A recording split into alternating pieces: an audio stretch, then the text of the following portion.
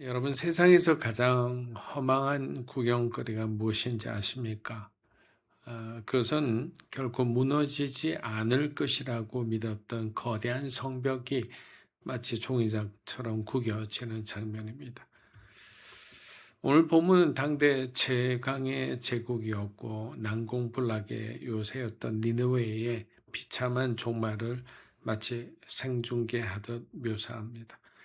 나훔 선지자는 니느웨의 경관 산성들을 향해 흔들기만 하면 입으로 떨어지는 무화과와 같다고 말합니다.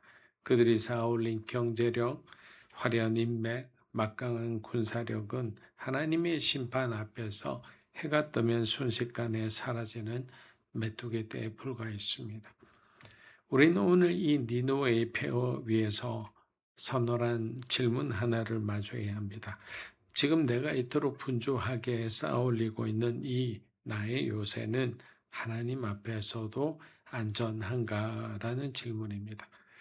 하나님 없는 번영은 축복이 아니라 심판의 유예일 뿐입니다. 그래서 오늘 이 새벽 내 손에 쥔 무화과가 아니라 그 나무를 흔드시는 하나님의 손을 바라보는 겸손한 시간이 되었으면 합니다.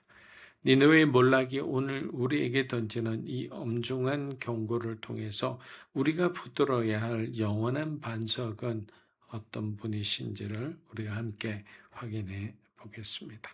자, 우리 13절, 14절 다시 한번 읽어보겠습니다. 보아라, 내 한가운데 있는 군대는 여자들 뿐이다. 내 땅의 성문들은 내 원수들에게 활짝 열리고 불이 그 빗장들을 태워버린다. 포위에 대비해서 물을 길어두고 내 요새를 강화시켜라.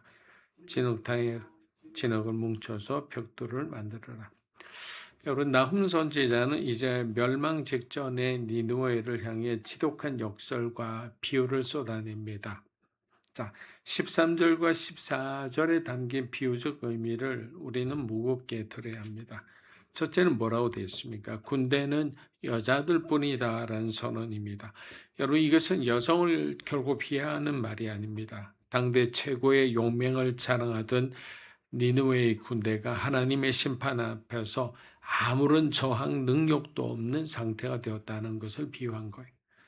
아무리 칼을 갈고 방패를 닦았어도 하나님이 그들을 대적하시면 그 길에게는 순식간에 공포로 변하는 것입니다. 우리가 자랑하는 실력과 경험이 하나님 앞에서는 얼마나 무기력한지를 묻고 계시는 겁니다. 둘째, 성문은 활짝 열리고 빗장은 불탄다라는 묘사입니다. 니느웨는 철저한 수비 시스템을 갖춘 난공불락의 도시였습니다. 하지만 하나님이 그들을 심판의 도구로 쓰신다면 그들은 원수 앞에서도 그 튼튼한 성문이 마치 초대장이라도 보낸 듯 무용지물이 된다는 거예요.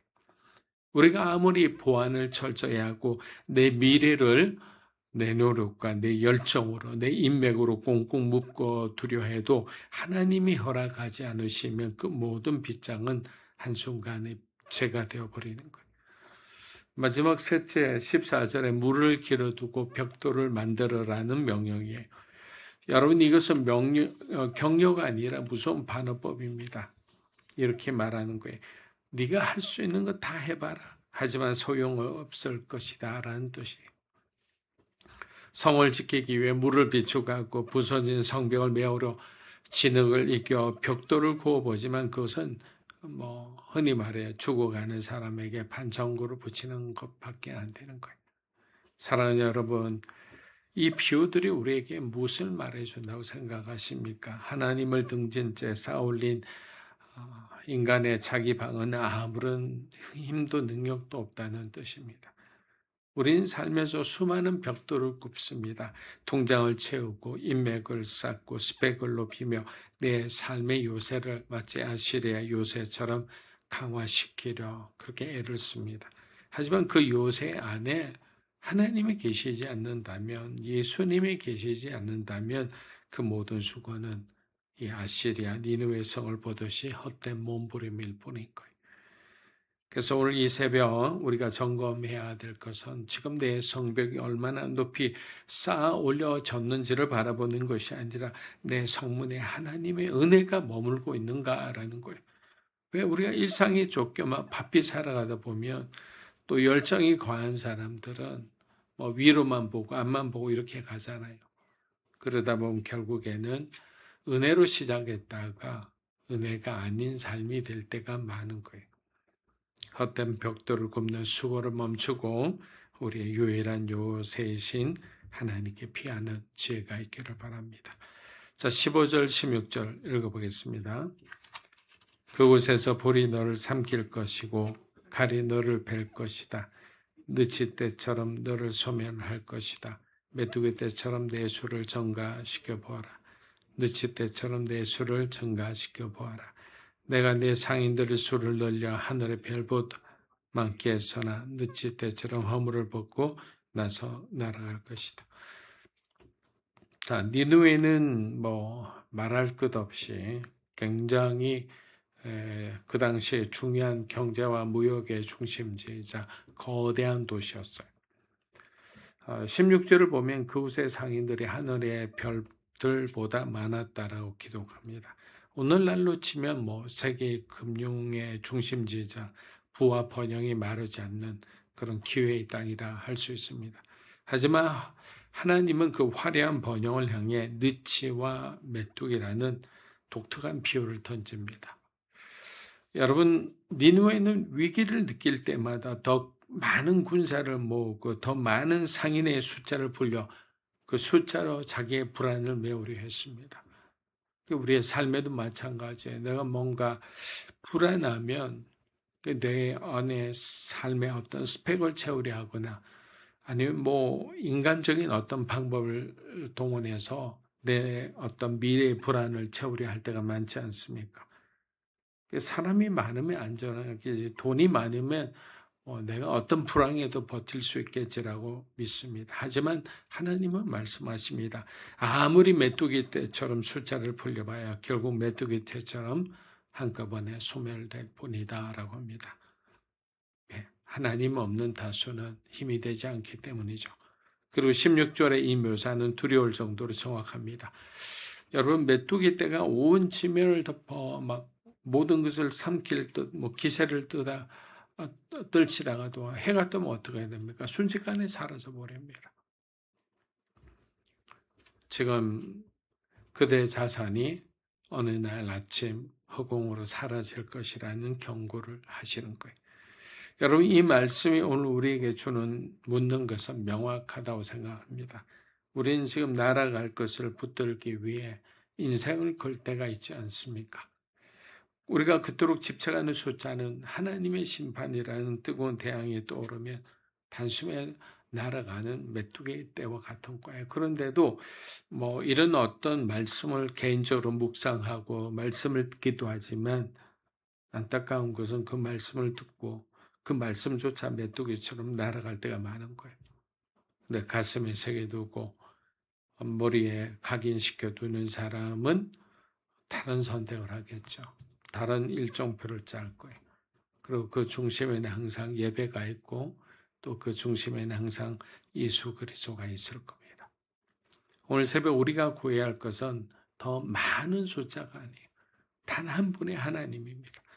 날아가 버린 메뚜기 떼에 날갯짓에 마음을 빼앗기지 마십시오. 뭐 이런 뉴스 저런 뉴스를 들으면서 여러분 속상해하지 마십시오. 오직 영원히 변치 않는 하나님의 약속이에 우리의 인생을 세우시기를 바랍니다. 세상의 번영은 결국에는 날아가지만 하나님의 말씀 위에 선 자는 결코 흔들리지 않기 때문입니다. 자, 마지막 18절, 19절 우리 한번 읽어보겠습니다. 아시리아 왕이여, 내 목자들은 졸고 있고 내 관리들은 누워있다. 내 백성들은 산으로 흩어졌는데 모을 사람이 아무도 없다. 내 상처를 고칠 수 없고 내 부상은 심각하다. 너의 고난한 소식을 들은 사람마다 너를 보고 손뼉을 치는구나. 끊임없는 너의 악행을 당해보지 않았던 사람이 있겠느냐. 자, 니느웨의 몰락은 결국 이제 돌이킬 수 없는 파국으로 치닫습니다. 여러분, 이 말씀을 준비하면서 어떤 생각을 했느냐면 우리의 개인의 인생도 하나님께서 여러 번 경고하시고 기회를 주실 때가 있습니다. 우리의 욕심이 과할 때, 우리의 죄가 만연할 때, 여러 가지로 하나님께서 말씀으로 예배 가운데 환경으로 또 개인적인 어떤 상황 속에 성령의 탄식으로 주실 때가 있는데 우리가 그 기회를 다 놓칠 때가 얼마나 많은지 몰라요. 당해보고 난 뒤에 고난과 시련을 겪은 다음에 하나님 앞에 돌아오는 경우가 아마 90% 이상은 되는 것 같아요. 그래서 깨어있어라, 선줄로 알면 넘어질까 두려워하라는 그 말씀들이 우리 가슴 속에 늘 알람이 되었으면 합니다. 자, 보면 아시리아 왕을 지탱하던 지도자들은 졸음에 빠졌고 관리들은 깊은 잠에 들어버렸습니다. 백성들은 산으로 흩어졌으나 그들을 불러 모을 이조차 없습니다. 왜? 그만한 리더십이 없기 때문이죠.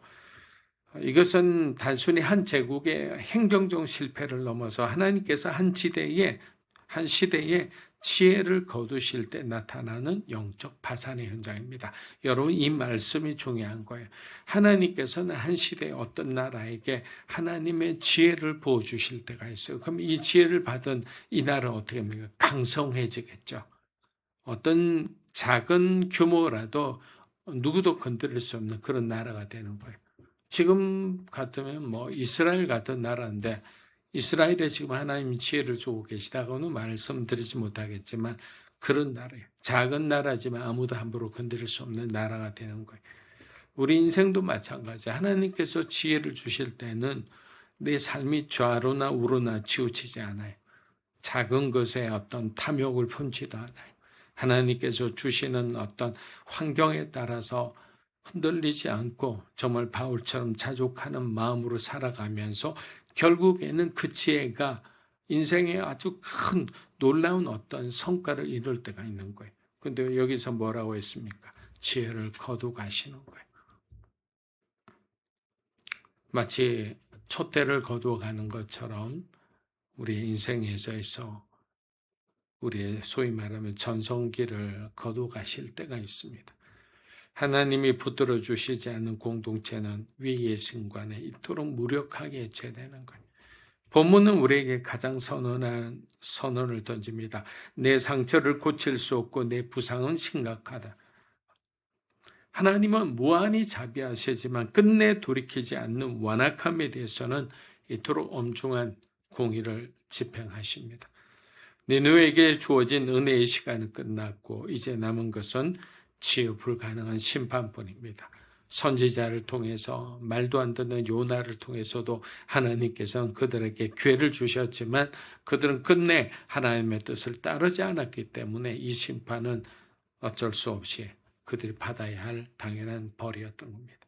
더욱 비극적인 사실은 그들의 몰락을 슬퍼하는 이가 없다는 거예요. 여러분, 장례를 많이 제가 집도를 하고 이렇게 참석을 했지만 장례할 때마다 그 집의 어떤 가정의 신앙과 그들의 어떤 성품에 따라 너무나 다른 어떤 색깔들을 가져요.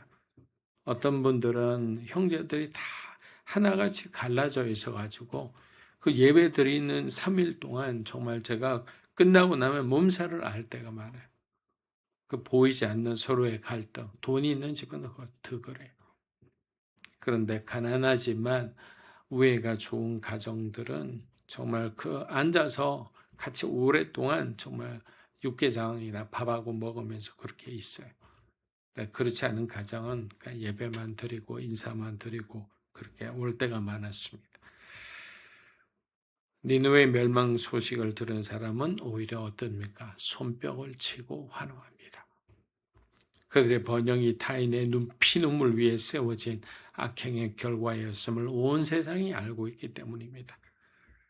사랑하는 여러분, 오늘 우리는 화려한 요새가 무너지고 자랑하던 부귀가 메뚜기처럼 날아가 버리는 허망한 종말을 목격했습니다. 그래서 니느웨의 몰락이 오늘 우리에게 묻는 질문은 명확합니다. 세상은 우리에게 더 높은 성벽을 쌓고 더 많은 숫자를 확보하라고 요구하지만 하나님 없는 요새는 결코 고칠 수 없는 상처로 끝날 뿐이라는 사실입니다. 오늘 이 새벽 우리가 붙들어야 할 것은 니느웨의 인간이 만든 견고한 성벽이 아니라 우리 영원한 반석이신 예수 그리스도입니다. 그분만이 유일한 우리의 피난처이시고 그분만이 우리의 찢긴 영혼을 온전히 고치시는 진정한 의사이시기 때문에 자신의 의로움을 늘어놓던 바리새인의 길을 떠나 오직 하나님의 자비만을 구하는 나는 죄인입니다라고 울며 기도했던 세리의 마음으로 다시 하나님 앞에 겸손하게 엎드리시기를 기도합니다. 세상의 박수가 아니라 하나님의 임정을 갈망하는 여러분이 되시기를 축복합니다. 기도하겠습니다. 이제는 우리 주 예수 그리스도의 은혜와 하나님 아버지의 크고 놀라우신 사랑과 성령님의 감화 감동 교통하심의 역사가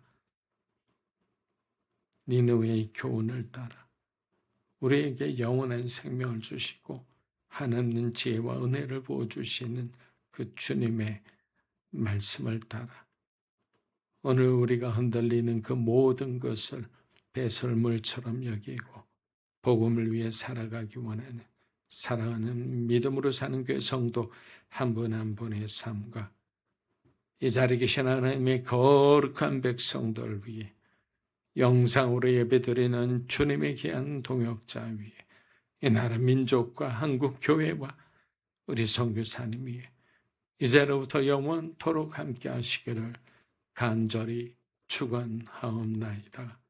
아멘.